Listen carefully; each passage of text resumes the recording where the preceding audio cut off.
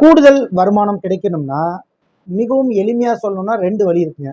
ஒன்று, உங்கள் நேரத்தை மட்டும் முதலீடு பண்ணி அதன் மூலம் வேலை செஞ்சு கிடைக்கக்கூடிய வருமானத்தை எடுக்கிறதுக்கு பேர் ஒரு வகை. முதலீடு பண்ணி அந்த முதலீட்டிலேருந்து பணம் உங்களுக்காக வேலை செஞ்சு பணம் கிடைக்கிறது இன்னொரு வழி. ஸோ இந்த மாதிரி 2 வழி இருக்குங்க. ஸோ இதில் இப்போ நான் முதல் வழி 2வது வழியை ஏன் சூஸ் பண்ணணும் அப்படின்னு நான் கேட்குறேன். ஸோ உலகத்தில் மொத்தமாக நம்ம எடுத்துக்கிட்டோம் அப்படின்னா 2 விதமான தொழில் இருக்குது, லீகல் அண்ட் இல்லீகல்.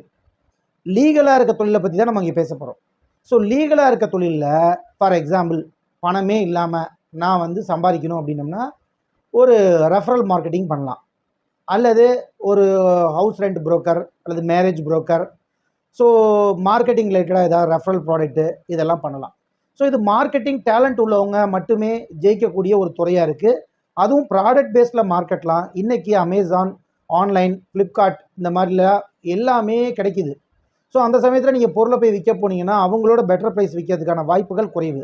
ஏன்னா டைரக்ட் செல்லிங் இண்டஸ்ட்ரியில் ஆல்ரெடி இப்போ டப்பர்வேர் அப்படிங்கிற ஒரு நிறுவனம் பேங்க்ரப்சியை நோக்கி போயிட்டுருக்குன்னு ஒரு வீடியோ பதிவு பண்ணியிருக்கோம். அந்த வீடியோ லிங்க்கை டிஸ்கிரிப்ஷனில் கமெண்ட் செக்ஷனில் குறிப்பிட்றேன், வேணுங்கிறவங்க போய் பார்த்துங்க. ஸோ அப்பேற்பட்ட நிலைமையில் நம்ம நேரத்தை மட்டுமே வச்சு பணம் சம்பாதிக்கிறதுக்கு சில ஐடியாஸ் நம்ம வச்சுருக்கோம். ஸோ டெய்லி 1 hour பேசிஸில் உங்களுக்கு கொடுக்கக்கூடிய டாஸ்க்கை கம்ப்ளீட் பண்ணும்போது உங்களுக்கான பேமெண்ட் ரிலீஸ் பண்ணுற சிஸ்டம் வீக்லி வச்சுருக்கோம்.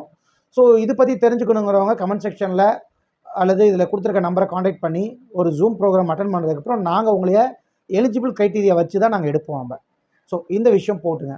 ஸோ இது மாதிரி மார்க்கெட்டிங் டேலண்ட் உள்ளவங்களுக்கு இது சார் எனக்கு மார்க்கெட்டிங்கே கிடையாது, ஏன் எங்கள்கிட்ட ஒரு முதலீடு இருக்குது, இந்த பணத்தை என்ன பண்ணலாம் அப்படிங்கிறவங்களுக்கு முதலீட்டு மூலம் வருமானம் வரக்கூடிய விஷயங்களை நம்ம சொல்லிகிட்ருக்கோம். இப்போ 1 லட்சமோ அல்லது 10 லட்சமோ அல்லது 1 கோடியோ ஓரளவுக்கு ஒரு பெரிய வசதி உள்ளவங்களே வச்சுக்கோமே, ஒரு 1 கோடி ரூபா ஒருத்தர்கிட்ட இருக்குது அப்படின்னம்னா அந்த பணம் அவருக்கு பணம் சம்பாதிச்சு கொடுக்கணும்னா எல்லாத்துக்கும் தெரிஞ்ச ஒரு ஈஸியான வழி என்னென்னா ரியல் எஸ்டேட்டில் ஒரு வீடு கட்டி விடுவாங்க. ஸோ ஒரு வீடு கட்டி விடுறாங்கன்னா 15,000 20,000 ரூபா வரைக்கும் தான் வாடகை கிடைக்கிறதுக்கு வாய்ப்பு இருக்குது. அது எப்படின்னு பார்த்தோம்னா ஒரு வருஷத்துக்கு ஒரு 20,000 அதிகபட்சம் கிடைக்கிறதே வச்சுக்கோம்.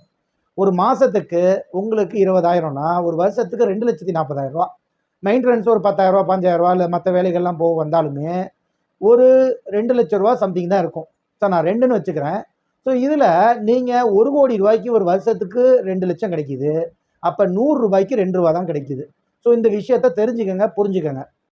ஸோ அப்போ முதலீட்டிலேருந்து ஒரு வாடகை வருமானம் வரக்கூடிய விகிதம் என்ன அப்படின்னம்னா ஒரு ஆண்டிற்கு 100 ரூபாய்க்கு 2 ரூபாய் கிடைக்குதுங்க. நான் ஏதோ தோராயமாக கணக்கெலாம் சொல்லைங்க. ஸோ எக்கனாமிக் டேட்டா வச்சு தான் சொல்கிறேன். இந்தியாவில் 1.5லேருந்து 2.2 2.4க்குள்ளே தான் ரியல் எஸ்டேட் இன்கம் கிடைக்கிது இயர் ஆன் ரிட்டர்ன் அப்படின்னு ரிப்போர்ட் இருக்குது.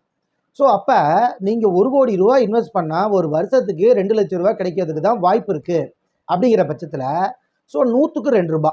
ஸோ இதை நான் அப்படியே கன்வெர்ட் பண்ணி 100 ரூபாய்க்கு ஒரு மாதத்துக்கு 1 ரூபாயிலேருந்து 3 ரூபா வரைக்கும் சம்பாதிக்கிறதுக்கான வாய்ப்பு பாசிபிலிட்டிஸ் நான் கண்டிப்பாக கிடைக்குன்னு சொல்ல வாய்ப்பு இருக்குது. ஒருவேளை இந்த மாதம் கிடைக்கலன்னா அடுத்த மாதம் கிடைக்கிறதுக்கான ஸ்விங் ட்ரேடு அனலைசிஸ் இருக்குது. இது எல்லாமே அவங்கவுங்க ரிஸ்க் பேசிஸ் அவங்கவுங்களுடைய ஓன் ரிசர்ச் பொறுத்தா இருக்குது. இது எஜுகேஷன் பர்பஸ்க்காக மட்டும்தான் நம்ம கொடுக்குறோம்.